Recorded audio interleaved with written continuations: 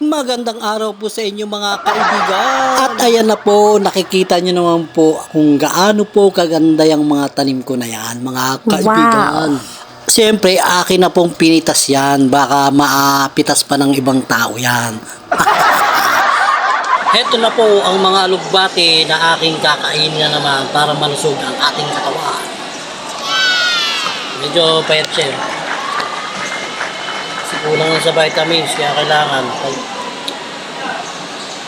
bibili tayo ng guano para patabain itong mga lukbati na ito. Sapo na natin silaking to. Okay nito.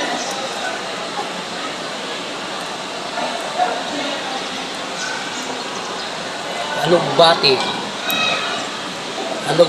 Inalog muna to bago binati. Bati ay itlog gagano na. Ano naman nasa isip nyo?